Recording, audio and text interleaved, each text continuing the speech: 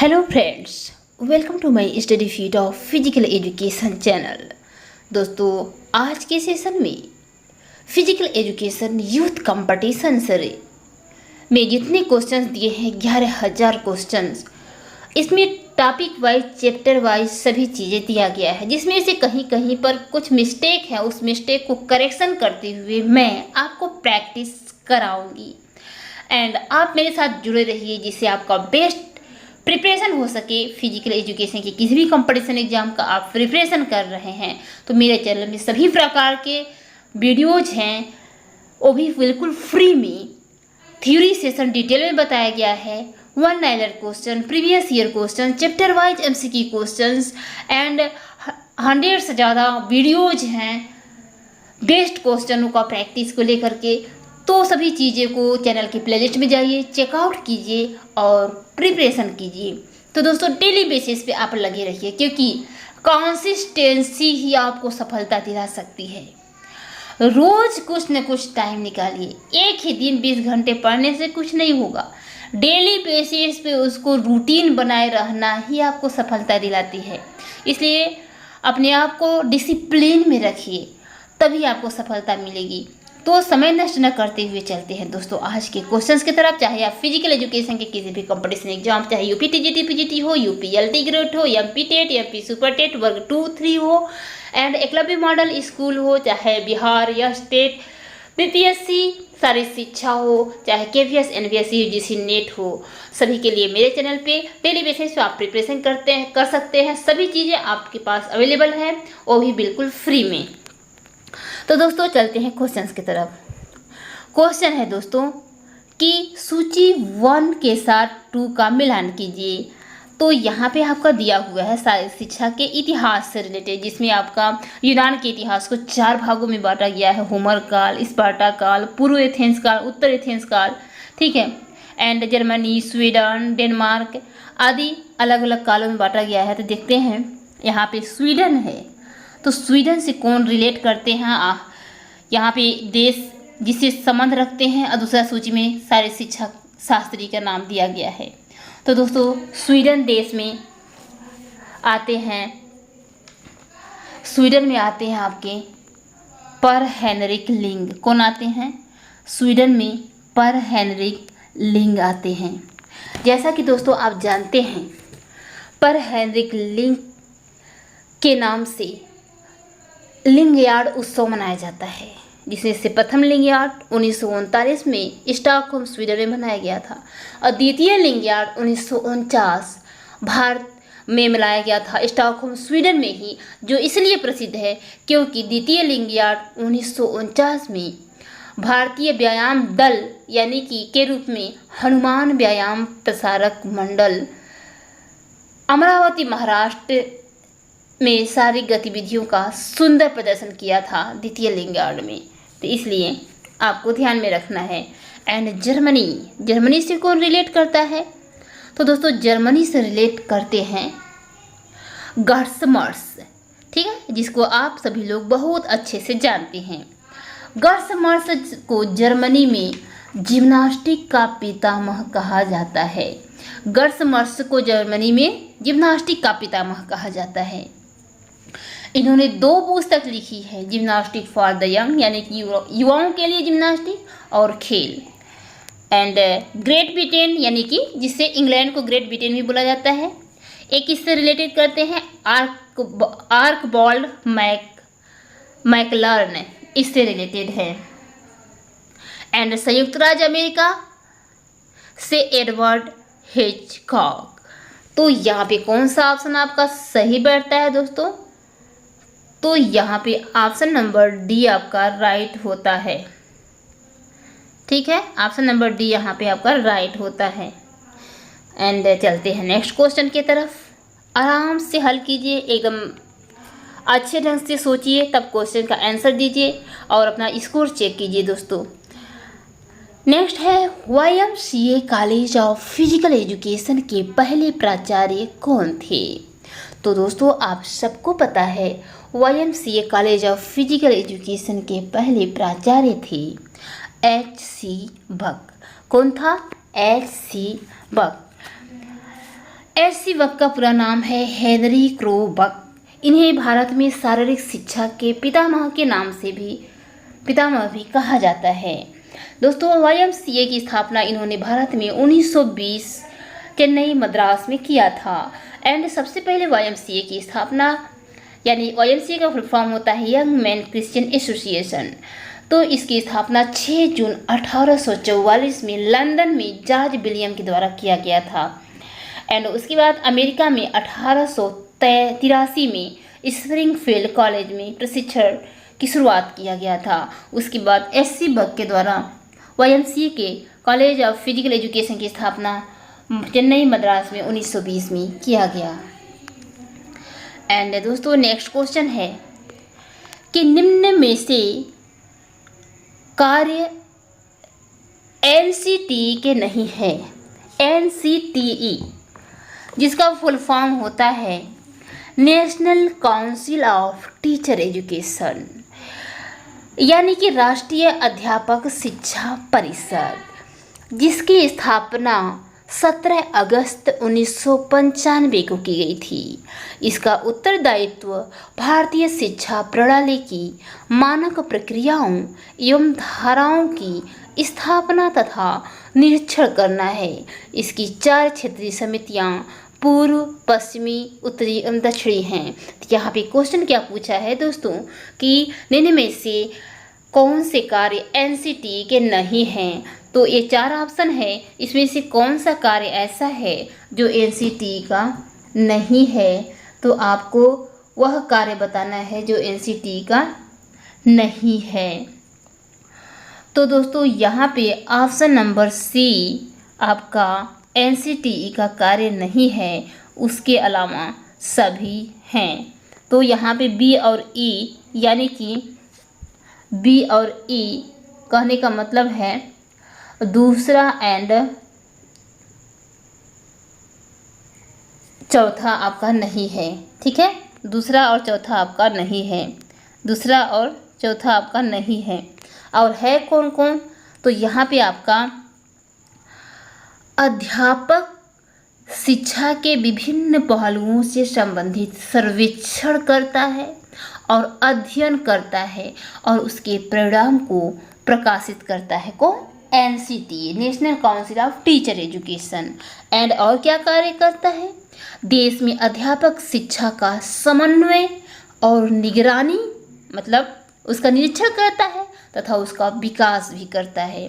और क्या करता है? अध्यापक शिक्षा के क्षेत्र में किसी विशिष्ट श्रेणी के पाठ्यक्रमों या प्रशिक्षण हेतु प्रतिमानक बनाता है, यानी पाठ्यक्रम का भी निर्धारण करता है किसी विशिष्ट श्रेणी में अध्यापक के क्षेत्र में। ये है आपका NCTE, यानी कि national council of teacher education, राष्ट्रीय अध्यापक शिक्षा परिषद का कार्य। एंड चलते हैं नेक्स्ट क्वेश्चन की तरफ।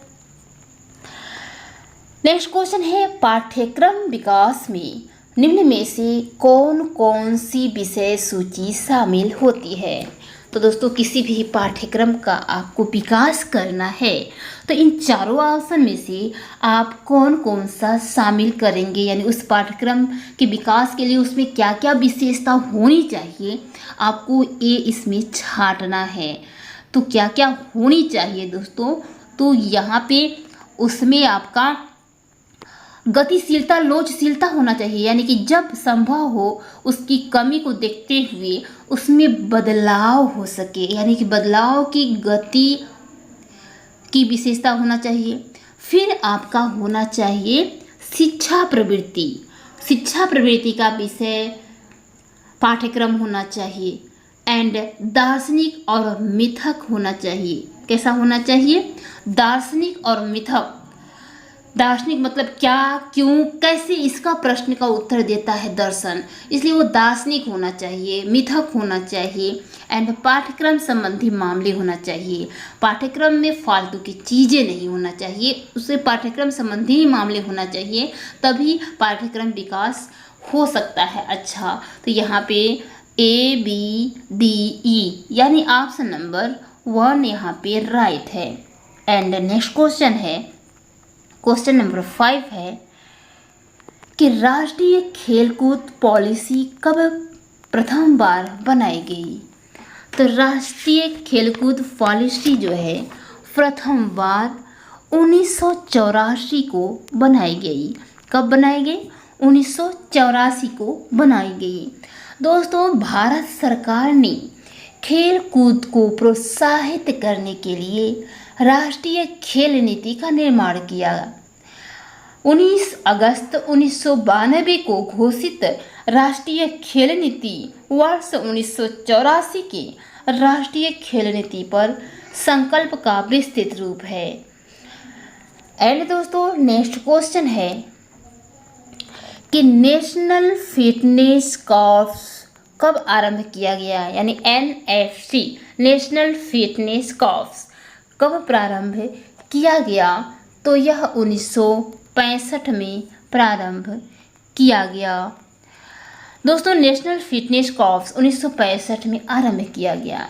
राष्ट्रीय स्वास्थ्य कोर सारे भारतवर्ष में 9 वर्ष से 16 वर्ष तक के आयु के बच्चों के लिए आवश्यक माना गया है। यहाँ पे एक और क्वेश्चन आपका छुपा हुआ है, कितने से कितने वर्ष तक के बच्चों के लिए आवश्यक माना गया है? तो 9 से 16 वर्ष की। एंड शारीरिक शिक्षा संस्थानों को निर्देशित किया गया कि राष्ट्रीय स्वास्थ्य कोर को विद्यालयों में लागू किया जाए। ठीक है।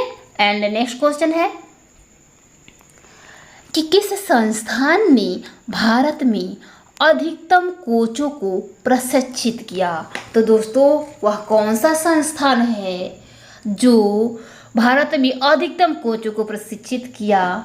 तो दोस्तों, वह है एशिया का सबसे बड़ा खेल संस्थान NSNIS पटियाला, यानी Netaji Subhash national institute of Patiala. ठीक है। इसकी स्थापना 7 मई 1961 को डॉक्टर KL श्रीमाली के द्वारा किया गया। एंड नेक्स्ट क्वेश्चन है, Netaji Subhash national institute of sports Patiala का उद्घाटन किसके द्वारा किया गया था? तो दोस्तों, इसका उद्घाटन किया गया था डॉक्टर KL श्रीमाली के द्वारा। किसके द्वारा? डॉक्टर KL श्रीमाली के द्वारा। पटियाला के मोतीबाग पैलेस में 7 मई 1961 को। एंड दोस्तों, नेक्स्ट क्वेश्चन है कि शारीरिक शिक्षा के इतिहास में सिंधु घाटी की सभ्यता की अवधि कितनी है?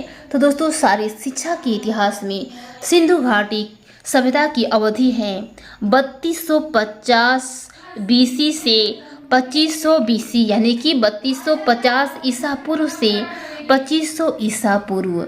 यानी कि यहाँ पे मध्य एशिया से भारत में आई आर्य जाति ने सिंधु घाटी को अपने कब्जे में लिया।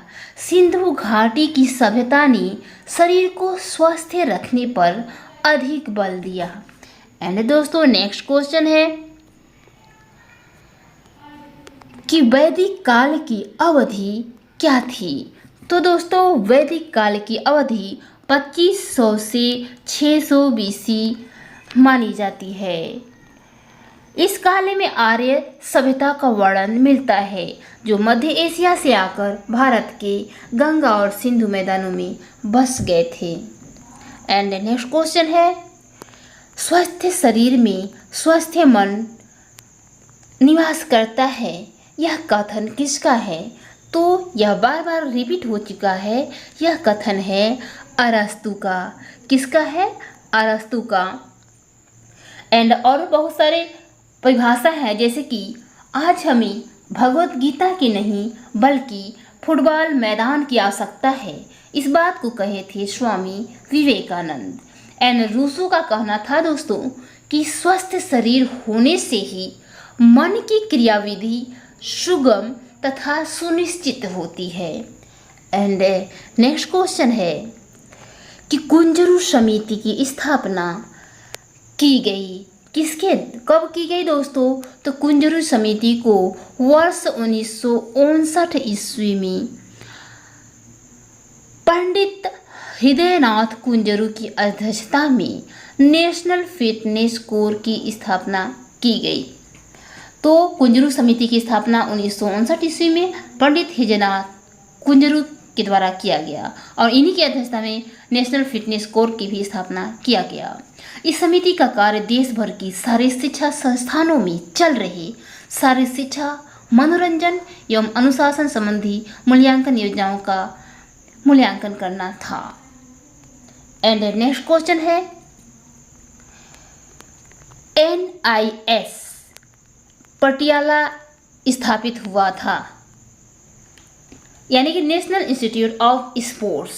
NIS पटियाला की स्थापना 7 मई 1961 को NIS के नाम से हुआ।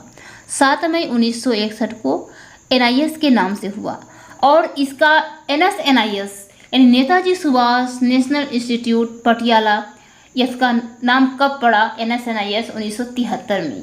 दोस्तों यह NIS पटियाला जो है एशिया का सबसे बड़ा खेल संस्थान है। ठीक है, याद रखिएगा क्योंकि ये क्वेश्चन पूछा गया था MP टेट वर्ग 2 में। इसे स्पोर्ट्स संग्रहालय भी कहा जाता है। तो एक एक क्वेश्चन से 3-3 4-4 क्वेश्चन आप याद करते चलिए। एंड नेक्स्ट क्वेश्चन है, भारत की शारीरिक शिक्षा का पितामह माना जाता है। तो आप सबको पता है भारत में शारीरिक शिक्षा का पितामह हैरी क्रोबक को माना जाता है। इन्होंने ही भारत में 1920 में मद्रास में YMCA college of physical education की स्थापना की और इसके प्रथम आचार्य भी बने तथा भारत में शारीरिक शिक्षा को शुरू भी किया। इसलिए इनको भारत में शारीरिक शिक्षा का पितामह कहा जाता है। एंड दोस्तों नेक्स्ट क्वेश्चन है कि हनुमान व्यायाम प्रसारक मंडल अमरावती की स्थापना कब की गई? तो दोस्तों आप सबको पता है कि हनुमान व्यायाम प्रसारक मंडल अमरावती महाराष्ट्र की स्थापना वर्ष 1914 ईस्वी में 2 वैद्य भाइयों अनंत कृष्ण वैद्य एवं अंबादास कृष्ण वैद्य ने की थी। एंड नेक्स्ट क्वेश्चन है कि राजकुमारी Amrit Kaur sports coaching scheme की शुरुआत कब हुई? तो 1953 में हुआ। कब हुआ? 1953 में हुआ। राजकुमारी अमृत कौर पटियाला में शुरू की गई। ये भी याद रखिएगा कहाँ पे है राजकुमारी अमृत कौर संस्थान? पटियाला में। एंड ये राजकुमारी अमृत कौर जो है वो टेनिस की प्लेयर थी एंड यह भारत की प्रथम स्वास्थ्य मंत्री भी थी।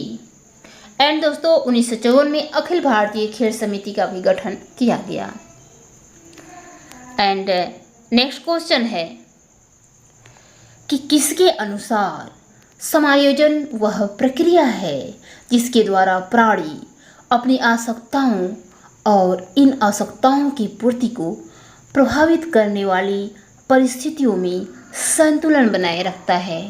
तो यह परिभाषा है बोरिंग, लैंगफील्ड एवं विल्ड का।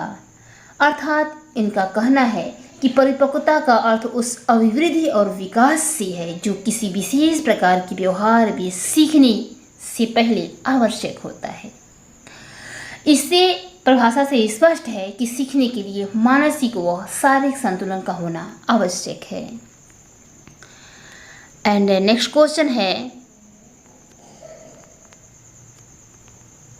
किसके अनुसार विकास परिवर्तनों की वह श्रृंखला है जिससे जीव भ्रूणावस्था से परिपक्वता की ओर की अवस्था तक पहुंचता है? तो दोस्तों यह किसके अनुसार है? यह है वेबस्टर शब्दकोश के अनुसार। वेबस्टर शब्दकोश ने एडोलेसेंस के लिए कहा है कि यह विकास के दूसरे अर्धभाग को पूरा करता है। किशोरावस्था यानी एडोलेसेंस तब समाप्त होती है जब यौनांग विकसित हो जाते हैं तथा बच्चा वयस्क हो जाता है। एंड नेक्स्ट क्वेश्चन है कि जर्मनी में आधुनिक शारीरिक शिक्षा का पिता किसे माना जाता है? तो दोस्तों आप सबको पता है कि जर्मनी में आधुनिक शारीरिक शिक्षा का पितामह जॉन बर्नार्ड बेसडो को माना जाता है। जैसा कि मेरा थ्योरी वाला सेशन वाला वीडियो देखेंगे, शारीरिक शिक्षा का इतिहास, Europe, and Germany, Denmark, Sweden, तो सभी डाउट्स आपके क्लियर हो जाएंगे। तो जर्मनी में आधुनिक शारीरिक शिक्षा का पितामह बात करें तो जॉन बर्नार्ड बेसडो हैं, और इन्होंने ही 1774 में डेसू नामक स्थान पर प्रकृतिवादी पाठशाला फिलेंथ्रोपियम की स्थापना की थी रूसो की विचारधारा पर। एंड जब आपसे पूछेगा कि जर्मनी में जिम्नास्टिक का पितामह किसे कहा जाता है, तो जॉन क्रिस्टोफर फ्रेडरिक गर्समर्स को कहा जाता है, जिन्होंने 2 पुस्तक लिखी, जिम्नास्टिक फॉर द यंग यानी कि युवाओं के लिए जिम्नास्टिक और खेल। एंड नेक्स्ट क्वेश्चन है, स्पार्टा में खेल मैदानों को कहते हैं। तो दोस्तों स्पार्टा में खेल मैदानों को क्या कहा जाता है, तो स्पार्टा में खेल मैदानों को प्लेटेनिस्टास बोला जाता है। क्या बोला जाता है स्पार्टा में खेल मैदानों को? प्लेटेनिस्टास बोला जाता है। और दोस्तों स्पार्टा काल जो है इसमें बहुत ही रुचिकर बातें हैं, जैसे कि शारीरिक शिक्षा के इतिहास वाले मेरे वीडियो को आप देखे होंगे तो अच्छे से समझे होंगे कि स्पार्टा काल को क्लासिकल एज भी कहा जाता है। इसी काल में नगर व राज्यों का उदय हुआ। इसका मुख्य लक्ष्य था अच्छा सैनिक तैयार करना। यहाँ के क्रमबद्ध शिक्षा प्रणाली को एगाग कहा जाता था। एंड क्रमबद्ध शिक्षा प्रणाली के जो कर्ता धर्ता होता था उसको पैडोनोमस बोला जाता था। यहाँ के खेल के मैदान को प्लेटेनिस्टास बोला जाता था। एंड दोस्तों जैसे कि आप जानते हैं यहाँ पे जो अस्वस्थ, अपंग तथा दुर्बल बच्चे पैदा होते थे उसको टाइगर्स नामक पर्वत से फेंकवा दिया जाता था। ठीक है, ऐसा यहाँ पे होता था। और यहाँ पे 2 सभाएं राज्य की सहायता के लिए हुआ करती थी। ब्यूल जो सामंतों की सभा हुआ करती थी, एगोटा जो स्वतंत्र नागरिकों की सभा हुआ करती थी। एंड यहाँ पे स्त्रियों की शिक्षा पुरुषों की शिक्षा के समान थी, ये भी याद रखिएगा। कुश्ती ज़्यादा प्रचलित था। शिक्षा का उद्देश्य मैन ऑफ एक्शन था। ठीक है।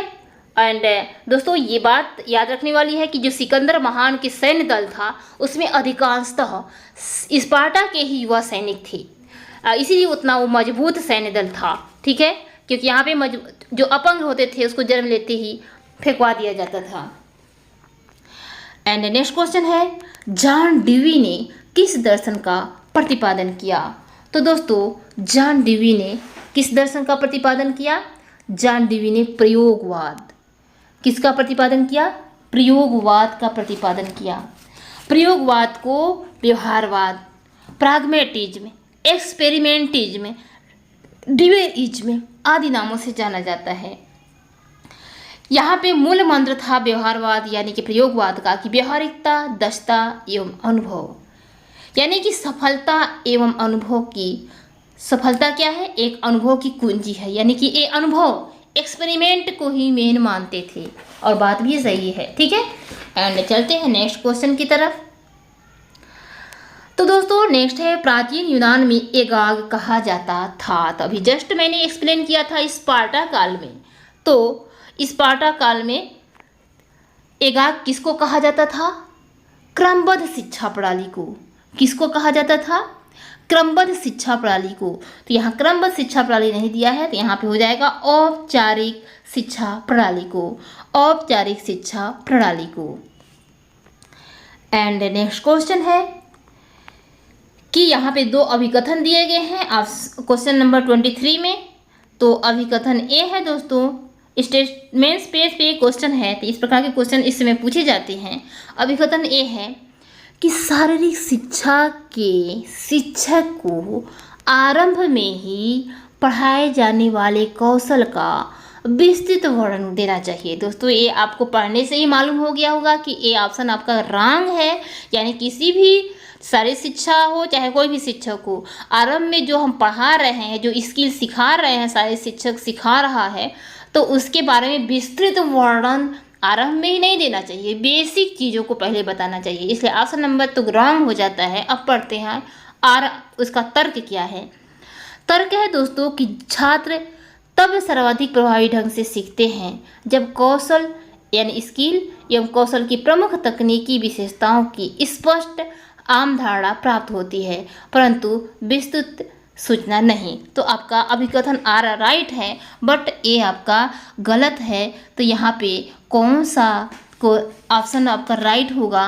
तो ऑप्शन नंबर डी आपका राइट होगा। ए गलत है परंतु आर सही है। एंड नेक्स्ट क्वेश्चन है कि भारत सरकार द्वारा वर्ष 1953 में स्वीकृत निम्नलिखित में से कौन सी पहली कोचिंग योजना थी? तो दोस्तों वह थी राजकुमारी अमृत कौर, जिसकी स्थापना 1953-54 में किया गया था। ठीक है, यानी दोस्तों यहाँ पे इसको स्थापना करने के लिए 75,000 रुपये की राशि मंजूर की और उसे सितंबर 1953 में शुरू किया गया। एंड इस योजना के पहले 4 वर्षों 1953 से 54 के दौरान इसमें एथलेटिक्स, हॉकी, टेबल टेनिस आदि के लिए कोचिंग देने के लिए एक विदेशी कोच और 4 भारतीय कोच की सेवाएं ली गई थी।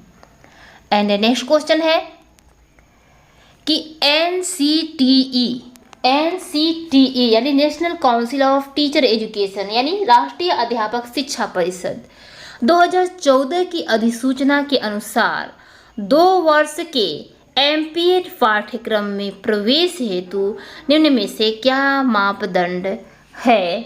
तो यहाँ पे क्या मापदंड है? तो यहाँ पे आपका राइट हो जाएगा option number C, A and B, यानी कि कम से कम 50% अंकों के साथ बीपीएड अथवा समकक्ष होना चाहिए एंड 50% अंकों के साथ स्वास्थ्य एवं शारीरिक शिक्षा में बीएससी होना चाहिए। एंड नेक्स्ट क्वेश्चन है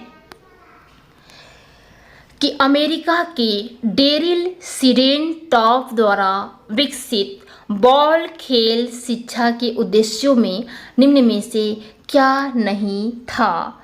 तो यहाँ पे क्या नहीं था? तो स्वास्थ्यता नहीं था, उसके अलावा सक्षम, साक्षर, उत्साही खेल प्रेमी था। एंड नेक्स्ट क्वेश्चन है कि सर जॉन मार्शल के अनुसार मोहनजोदड़ो में प्राप्त नर देवता की मूर्ति है। तो दोस्तों सर जॉन मार्शल ने मोहनजोदड़ो की खोज किया था, तो उनके अनुसार मोहनजोदड़ो में जो प्राप्त नर देवता की मूर्ति मिली थी वह कैसी थी? त्रिमुखी थी। कैसी थी दोस्तों? त्रिमुखी थी। तो यहाँ पे आप इसके बारे में पढ़ सकते हैं। यहाँ पे डिटेल में दिया हुआ है कि सर जॉन मार्शल के अनुसार मोहनजोदड़ो में प्राप्त नरदेवता की मूर्ति त्रिमुखी है। मोहनजोदड़ो से 1 दर्जन तथा हड़प्पा से 3 प्रस्तर मूर्तियाँ प्राप्त हुई हैं। अधिकांश पाषाण मूर्तियाँ यानी कि पत्थर की मूर्तियाँ खंडित हैं। मोहनजोदड़ो से प्राप्त 12 प्रस्तर मूर्तियों में से 5 गढ़ी वाले टीले AHR क्षेत्र से मिली हैं। मार्शल को मोहनजोदड़ो से 1 मुहर प्राप्त हुई है जिसमें सिंह वाले त्रिमुखी पुरुष को एक सिंहासन पर योग मुद्रा में बैठे हुए दिखाया गया है। दोस्तों सर जॉन मार्शल जो है 1902 से 1928 तक भारतीय पुरातत्व सर्वेक्षण विभाग के महानिदेशक भी थे। एंड नेक्स्ट क्वेश्चन है कि 1947 से पहले भारत में कितने शारीरिक शिक्षा संस्थान थे? तो दोस्तों यहाँ में आंसर दिया है 4, बट यहाँ पे डिटेल में उसका व्याख्या किया गया है कि 1947 में भारत में 1947 से पहले भारत में 10 शारीरिक शिक्षा संस्थान थे, परंतु विकल्प में 4 ही दिया गया है। तो वो 10 शारीरिक शिक्षा संस्थान कौन कौन से थे? तो वो थे, पहला है 1914 में HVPM यानी हनुमान व्यायाम प्रसारक मंडल महाराष्ट्र की स्थापना अंबादास पंत वैद्य तथा अनंत कृष्ण राव वैद्य ने की थी। 1924 में इसी संस्था द्वारा 5 सप्ताह का व्यायाम विशारद कोर्स भी प्रारंभ हुआ था। एंड 1920 में YMCA मद्रास की स्थापना SC बग द्वारा की गई थी। एंड 1927 में IOA यानी इंडियन ओलंपिक एसोसिएशन भारतीय ओलंपिक संघ का गठन सर दोराबजी टाटा के प्रयासों से किया गया था। एंड 1931 में राजकीय शारीरिक शिक्षा महाविद्यालय दोमदगुला हैदराबाद की स्थापना हुई। इसके प्रथम प्राचार्य श्री फैड बेल्लूर थे। एंड दोस्तों 1932 में क्रिश्चियन कॉलेज ऑफ लखनऊ की स्थापना अमेरिका के विशेषज्ञ श्री E.W. टेड मम्बी के निर्देशन में हुआ था। एंड 1932 में ही राजकीय स्नातकोत्तर शारीरिक शिक्षा महाविद्यालय बानीपुर कोलकाता की स्थापना स्कॉटलैंड के विशेषज्ञ श्री जेम्स बुचानन के निर्देशन में किया गया था। एंड नेक्स्ट है 1938 में शारीरिक शिक्षा प्रशिक्षण महाविद्यालय कांदीवली मुंबई की स्थापना की गई थी। एंड 1940 में शारीरिक शिक्षा महाविद्यालय लाहौर की स्थापना श्री हेग के निर्देशन में की गई थी। एंड 1945 में शासकीय शारीरिक शिक्षा महाविद्यालय रामपुर उत्तर प्रदेश की स्थापना की गई। एंड 1946 में राष्ट्रीय शारीरिक शिक्षा एवं मनोरंजन संघ NAPER की स्थापना की गई। एंड दोस्तों नेक्स्ट क्वेश्चन की ओर चलते हैं। नेक्स्ट क्वेश्चन है यूनान में शारीरिक शिक्षा के इतिहास को 4 कालों में विभाजित किया गया है। तो कौन कौन से 4 कालों में विभाजित किया गया है दोस्तों? तो यूनान के इतिहास को शारीरिक शिक्षा के क्षेत्र में इतिहास में 4 काल में बांटा गया है। होमर काल यानी पहले सी हो जाएगा, ठीक है, होमर काल, फिर स्पार्टा काल यानी सी के बाद ए होगा, उसके बाद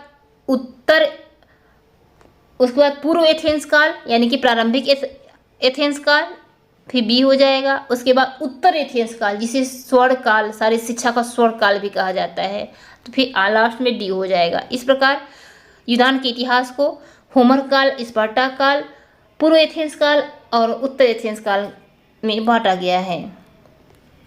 एंड नेक्स्ट क्वेश्चन है क्वेश्चन नंबर 30 है कि शारीरिक शिक्षा कार्यक्रम के लिए आवंटित समय किसके अनुलोमतः अनुपातिक होता है? तो शारीरिक शिक्षा कार्यक्रम के लिए जो आवंटित समय है किसके मूलतः अनुपातिक होता है? तो यहाँ पे आपका ऑप्शन सही हो जाएगा कार्यक्रम की विषय वस्तु। तो जो भी शारीरिक शिक्षा का कार्यक्रम होता है उसके लिए आवंटित समय जो है, जो कार्यक्रम की विषय वस्तु होता है उसके अनुसार होता है। तो दोस्तों यहाँ पे कुछ डिटेल में दिया है। चार्ल्स ए बूचर वेरी वेरी इंपॉर्टेंट है, इसमें हर बार पूछा जाता है इनकी परिभाषा को। तो इनके अनुसार जो है शारीरिक शिक्षा जो है, चार्ल्स ए बूचर के अनुसार शारीरिक शिक्षा पद्धति का एक अभिन्न अंग है जिसका उद्देश्य नागरिकों को शारीरिक, मानसिक, भावनात्मक तथा सामाजिक रूप से शारीरिक गतिविधियों के माध्यम से जो गतिविधियां उनके परिणामों को दृष्टिगत रखकर चुनी गई हैं सक्षम बनाना है। शारीरिक शिक्षा का लक्ष्य प्रत्येक बालक को शारीरिक, मानसिक और भावनात्मक रूप से स्वस्थ बनाना और उनमें नैतिक व सामाजिक गुणों का विकास करना चाहिए जो दूसरे के साथ खुशी से रहने के लिए एक अच्छा नागरिक बनाने में सहायक हो। शारीरिक शिक्षा का उद्देश्य व्यक्ति का सर्वांगीण विकास करना है, जिसके अंतर्गत आप देख सकते हैं कि शारीरिक शिक्षा के लक्ष्य उद्देश्य क्या होते हैं कि व्यक्तित्व का विकास हो, नाड़ी संस्थान तथा मांसपेशी संस्थान में समन्वय हो, कोऑर्डिनेशन हो, स्वास्थ्य का विकास हो, फिटनेस का, सामाजिक विकास हो, भावनात्मक विकास हो, मानसिक विकास हो, शारीरिक विकास हो। इस प्रकार हम कह सकते हैं कि शारीरिक शिक्षा का उद्देश्य व्यक्ति के संपूर्ण विकास करना है, ठीक है, संपूर्ण विकास करना है। इस प्रकार आज के सेशन में दोस्तों 30 MCQ क्वेश्चन शारीरिक शिक्षा के इतिहास एवं शारीरिक शिक्षा के विभिन्न विदेशी देशी संगठनों के बारे में था। तो आई होप कि सभी क्वेश्चंस आपको अच्छे से समझ में आए होंगे। कहीं भी कोई गलती होगा तो अवश्य बताइए, और कोई भी डाउट होगा किसी क्वेश्चंस में उसका भी कमेंट में ज़रूर बताइए, मैं डाउट क्लियर करने की पूरी कोशिश करूंगी दोस्तों। इसी प्रकार आप डेली बेसिस पे मेरे साथ बने रहिए, आपको अवश्य सफलता मिलेगी। और वीडियो आपको कैसा लगा वो भी बताइए, और वीडियो को ज़्यादा से ज़्यादा शेयर कीजिए दोस्तों। एंड फर्स्ट बार विजिट कर रहे हैं तो चैनल को सब्सक्राइब कर लीजिए, बेल आइकन को प्रेस कर लीजिए, क्योंकि फिजिकल एजुकेशन संबंधित महत्वपूर्ण जानकारी और सब्जेक्ट का प्रैक्टिस का जो नोटिफिकेशन है आपको सबसे पहले मिलता रहेगा। तो मिलते हैं नेक्स्ट वीडियो में नेक्स्ट प्रैक्टिस सेट के साथ, तब तक के लिए जय।